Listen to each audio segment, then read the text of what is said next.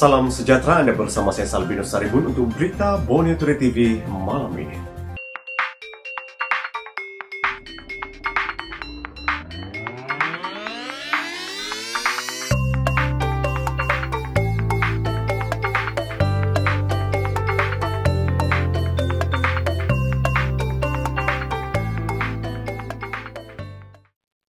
Kita ke laporan perkembangan pandemik COVID-19 di Sabah hari ini. Kes positif baru COVID-19 di Sabah kembali meningkat hari ini dengan 326 kes dilaporkan berbanding 290 kes malam, menjadikan jumlah kumulatif kini 28,771 kes. Ketua Pengarah Kesihatan Tan Sri Dr. Nur Hisham Abdullah berkata, satu kes kematian dilaporkan di Sabah hari ini membabitkan seorang lelaki berusia 22 tahun yang meninggal dunia di Hospital Lahadatu. Pesakit mempunyai sejarah darah tinggi dan penyakit buah pinggang kronik. Jumlah kumulatif kes kematian di Sabah kini 209. 459 pesakit telah sembuh hari ini, manakala 2,214 pesakit sedang menerima rawatan. Cabaran kini adalah untuk mengurangkan kadar kebolehjangkitan atau R0 daripada 1.1 kepada 0.9. Kalau kita lihat, kadar kebolehjangkitan masih kurang daripada 1.1, iaitu kadar semasa masih bertahan iaitu R0 bersamaan dengan 1.08. Jadi setakat ini kita menjalankan iaitu PKPB dan kita dapat mengawal iaitu daripada lonjakan kes mendadak daripada RO ataupun R0 2.2 hingga 1.1. Tapi cabaran kita ialah untuk mengurangkan lagi R0 daripada 1.1 kepada 0.9. Sebahagian besar kes positif baru COVID-19 di Sabah hari ini direkodkan di Pusat Tahanan Sementara. Di Sabah, selepas beberapa minggu kita melaksanakan langkah-langkah pengawalan, mesyuarat dimaklumkan oleh KKM, jumlah kes positif COVID-19 nampaknya semakin terkawal. Walaupun semalam, sebanyak 290 kes positif COVID-19 direkodkan bagi seluruh negeri Sabah. Namun, data sejak seminggu lalu menunjukkan jumlah kes di negeri ini kekal pada tahap 3 angka dan sebahagian besar jumlah ini adalah disumbangkan oleh kes-kes di pusat tahanan. Sehingga kini terdapat 13 daerah zon merah, 2 jingga, 10 kuning dan 2 hijau di seluruh negeri. Ini menunjukkan langkah-langkah yang telah diambil oleh kerajaan bagi mengelak penularan COVID-19 dalam komuniti semakin menunjukkan keberkesanan. Perintah Kawalan Pergerakan Diperketatkan PKPD dilaksanakan di Kampung Desa Bajau dan Kampung Dasar Baru Lahadatu selama 14 hari mulai 2 Disember sehingga 15 Disember melibatkan 4,934 penduduk. Sehingga kini KKM telah melaksanakan 665 ujian saringan dan sebanyak 90 kes kumulatif COVID-19 telah direkodkan di kedua-dua lokaliti ini. Atas nasihat KKM, sidang khas hari ini bersetuju untuk melaksanakan PKPD diperketatkan di Kampung Desa Bajau dan Kampung Dasar Baru Lahadatu Sabah selama 14 hari bermula 2 Disember sehingga 15 Disember. Pelaksanaan PKPD ini akan melibatkan 914 buah rumah dengan jumlah seramai 4,934 orang penduduk. Turut dikenakan PKPD, Pusat Tahanan Sementara PTS Sibuga Sandakan melibatkan 1,209 individu terdiri 1,104 tahanan dan 105 kaki tangan mulai 2 Disember sehingga 15 Disember ini. Sehingga kini KKM telah melaksanakan sebanyak 324 ujian saringan dan sebanyak 104 jumlah kumulatif kumulatif kes positif COVID-19 yang telah direkodkan yang melibatkan tahanan dan kaki tangan di pusat tahanan ini.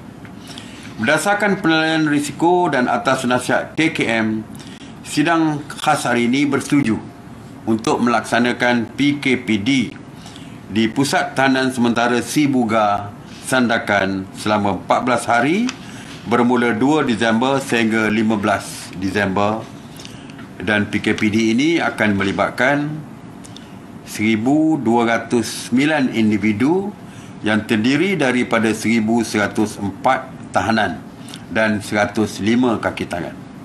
Pelaksanaan PKPD ini bagi membolehkan KKM melaksanakan ujian saringan bersasar kepada semua tahanan dan kaki tangan di pusat sementara. Aktiviti menyelam kini dibenarkan beroperasi semula dengan mematuhi prosedur operasi standard SOP yang ditetapkan. Kebenaran itu dibuat dalam sidang khas Majlis Keselamatan Negara MKN yang bersetuju dengan cadangan kerajaan negeri bagi membenarkan aktiviti menyelam di Sabah. Menteri Kerajaan Tempatan dan Perumahan Datuk Seri Panglima Masidi Manjun berkata, cadangan ini dikemukakan kerana aktiviti menyelam dikategorikan sebagai aktiviti sukan dan rekreasi yang tidak bersentuhan secara fizikal. Untuk itu, ia boleh dilaksanakan dengan syarat bot yang membawa penyelam ke lokasi selaman tidak melebihi 30% daripada muatan bot bagi memastikan ada penjarakan fizikal. Masidi berkata SOP khusus bagi aktiviti menyelam akan dikeluarkan oleh Kementerian Pelancongan, Kebudayaan dan Alam Sekitar Sabah. Sidang khas Majlis Keselamatan Negara telah bersetuju dengan cadangan kerajaan negeri membenarkan aktiviti menyelam di negeri Sabah. Saya ulang, diving activities is been allowed to resume in Sabah. Ya. Ini ialah kerana aktiviti menyelam atau scuba diving dikategorikan sebagai aktiviti sukan dan rekreasi yang tidak bersentuhan fizikal. Aktiviti menyelam ini boleh dilaksanakan dengan syarat bot yang membawa penyelam ke lokasi selaman tidak melebihi 30% daripada jumlah muatan bot bagi memastikan ada penjarakan fizikal. And I would like to repeat it in English. While diving is allowed, but transportations of the divers to the diving site is subject to certain condition or SOP. The number of people that can be on the boat that ferries them to the diving spot should not be more than 30% of the capacity of the boat, and that includes the captain. Yeah. Masidi turut ditanya mengenai tarikh pilihan raya kecil Dun Bugaya yang telah ditetapkan oleh Suruhanjaya Pilihan Raya. Suruhanjaya Pilihan Raya, ya, SPR, akan melihat presiden yang berlaku atau dikuatkuasakan di Batu Sapi ini sebagai option atau pilihan yang boleh dipertimbangkan. Walau bagaimanapun, kuasa untuk mengisytiharkan darurat adalah terletak kepada budi bicara Duli Yang Maha Mulia Sri Paduka Baginda Yang di-Pertuan Agung setelah mendapat nasihat daripada kerajaan. Dan kerajaan sendiri pula perlu mendapat nasihat dan rekomendasi daripada SPR. Jadi saya tidak perlu menjawab soalan ini secara khusus, tapi barangkali kita ambil presiden di Batu Sapi sebagai option apa yang perlu dibuat dalam keadaan kita menghadapi penularan COVID yang masih tinggi. Setakat ini juga katanya belum ada bukti jangkitan semula COVID-19 di kalangan mereka yang pernah dijangkiti virus itu. Setakat ini belum ada bukti menunjukkan kejadian jangkitan semula atau reinfections di kalangan mereka yang dirawat di negeri Sabah. Walau bagaimanapun, jangkitan semula virus yang menyebabkan penyakit COVID adalah amat jarang berlaku. Lebih banyak kajian perlu dijalankan lagi untuk mengetahui dengan lebih mendalam berkenaan sifat penyakit ini. Ketika ini, terdapat 90 kluster COVID-19 di Sabah, di mana 64 kluster masih aktif dan 26 kluster telah tamat. So kalau kira betul jumlah kluster yang direkodkan di Sabah setakat ini amat tinggi ya, 90 kluster, 90. Dan daripada jumlah tersebut 64 kluster masih lagi aktif. Kluster yang paling tinggi mencatatkan jangkitan merupakan kluster Penjara Kapayan dengan 1,883 kes positif dan masih berstatus aktif sehingga sekarang. Katanya, ujian saringan COVID-19 giat dijalankan di Telipok Ria yang juga kawasan terbesar dikenakan PKPD di Sabah, membabitkan 18,000 penduduk. Setakat hari ini, 4,381 penduduk di Taman Telipok Ria telah disaring. Daripada jumlah tersebut, 339 disahkan positif, 3.186 negatif, dan 858 orang lagi masih menunggu keputusan ujian atau saringan mereka. Ketika ini juga, terdapat lebih 75,000 pekerja asing di Sabah yang bekerja dalam pelbagai sektor. Masidi turut ditanya mengenai pengurusan lambakan sisa klinikal ekoran pertambahan kes COVID-19 di Sabah. Sisa klinikal itu dikatakan mencecah 13 metrik tan sehari, sebahagian besarnya dari pusat kuarantin. Antara langkah yang diambil oleh kerajaan untuk mempercepatkan pelupusan sisa klinikal berkenaan adalah memastikan pengurusan sisa klinikal oleh syarikat tersebut adalah mengikuti peraturan kualiti alam sekeliling buangan terjadual 2005 atau Guidelines on the Handling and Management of Clinical Wastes in Malaysia, dan juga SOP yang telah ditetapkan. Kerajaan juga telah mengarah syarikat berkenaan untuk menyegerakan pembinaan insinerator di Sabah. Jabatan Alam Sekitar juga telah memberi kebenaran kepada syarikat tersebut agar lambakan sisa klinikal tersebut dilupuskan di semenanjung Malaysia. Pihak KKM telah meminta untuk memaklumkan mengenai penghantaran kontena sisa klinikal ini kepada pihak berkuasa pelabuhan dan custom di Raja Malaysia bagi tujuan melancar dan mempercepatkan penghantaran sisa klinikal ini untuk dirawat dengan segera. Sebagai persiapan menghadapi banjir, Jawatan Kuasa Pengurusan Bencana Negeri telah menyediakan 215 pusat pemindahan yang boleh menempatkan 162,540 mangsa banjir. SOP khas mangsa banjir turut ditetapkan bagi mengurangkan penjarakan fizikal. Jabatan Kuasa Pengurusan Bencana Negeri telah membuat perancangan awal termasuk persiapan logistik, penempatan mangsa dan peralatan perlindungan diri sebagai persediaan bagi menghadapi bencana banjir di negeri ini. Semua agensi yang terlibat telah mengambil langkah-langkah yang sewajarnya untuk menyelaras penyediaan kemudahan logistik.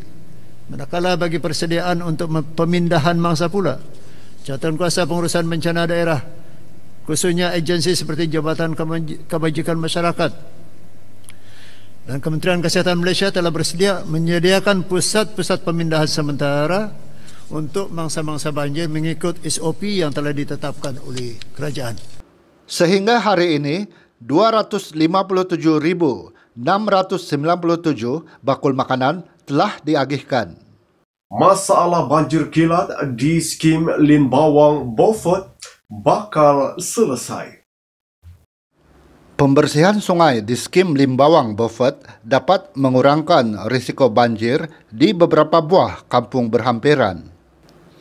Pembantu Menteri Kerajaan Tempatan dan Perumahan, Datuk Isnin alias Nih berkata, masalah banjir kilat di kawasan skim Limbawang berpunca tiada penyelenggaraan membersihkan anak sungai. Beliau yang juga ahli Dewan Undangan Negeri Adun Klias turun padang bagi melihat sendiri keadaan anak sungai yang menjadi punca kepada banjir kilat di Kampung Pintas, Kampung Kubu dan Kampung Selagon dekat Jalan Limbawang Bypass pagi tadi. Ini disusuli perbincangan bersama Jurutera Jabatan Pengairan dan Saliran JPS Beaufort. Katanya, selain menjejaskan laluan utama penduduk, banjir kilat juga turut menjejaskan tanaman kelapa sawit. Tambah beliau, peruntukan bagi projek pembersihan itu telah disediakan. Kerja-kerja pembersihan akan dilaksanakan secara berperingkat. Pada masa sama, Isnin akan turut mengajukan cadangan kepada Jabatan Kerja Raya Sabah untuk memasang cermin sisi di Jalan Limbawang Bypass Simpang 4 berdekatan Jalan Pintas berikutan kekerapan kemalangan di lokasi terbabit. Pasukan Polis Marin mematahkan cubaan menyeludup petrol di Semporna. Pasukan Polis Marin mematahkan cubaan menyeludup 525 liter minyak petrol dan ubatan haiwan bernilai hampir RM84,000 di Semporna petang semalam. Kejayaan itu dibuat hasil serbuan dan pemeriksaan di Kuala Bibang di mana 4 suspek dikesan sedang memunggah barang dari 3 buah bot laju ke dalam sebuah rumah. Menyedari kehadiran polis, kesemua suspek tersebut bertindak melarikan diri, namun salah seorang daripadanya berjaya ditahan. Pegawai Memerintah Markas Operasi Pasukan Polis Marin Semporna, DSP Muhammad bin Ismail berkata, pemeriksaan lanjut berjaya membawa kepada rampasan pelbagai jenis barangan bernilai RM83,386.75. Ia meliputi 3 buah bot laju, 3 buah enjin jenama Yamaha, 24 jerrycan kosong, 21 jerrycan berisi minyak petrol, serta 3 kotak perubatan haiwan tanpa lesen dipercayai untuk aktiviti perjudian sabung ayam. Kes disiasat mengikut Akta Kawalan Bekalan 1961 dan Akta Veterinar 1974. Sementara itu, di Pulau Gaya, Kota Kinabalu, pasukan Polis Marin menahan seorang suspek dan merampas sejumlah rokok putih dan kretek tidak bercukai bernilai RM30,400 petang semalam. Pegawai Pemerintah Markas Operasi Pasukan Polis Marin Kota Kinabalu, ASP Enturan Anak Lageh berkata, pemeriksaan yang dijalankan ke atas sebuah rumah kedai tidak bernombor telah menjumpai pelbagai jenis rokok yang disembunyikan di sebalik susunan barangan runcit bagi mengaburi pihak berkuasa. Seorang lelaki warga Pakistan berusia 24 tahun yang gagal menunjukkan sebarang dokumen pengenalan diri sah dan dipercayai penjaga premis telah ditahan bagi membantu siasatan. Kes disiasat mengikut Seksyen 135-1-D Akta Kastam 1967. Lukas Kalang dilantik sebagai Ketua Jurulatih Pasukan Bola Sepak Sabah. Kelab Bola Sepak Sabah, Sabah FC, sah akan mendapat sentuhan pengendali dari Sarawak, Lukas Kalang Laeng, untuk menghadapi saingan Liga Malaysia musim depan. Perkara itu diumumkan Ketua Pegawai Eksekutif Sabah FC, Datuk Werden Bahanda, dalam satu kenyataan media hari ini.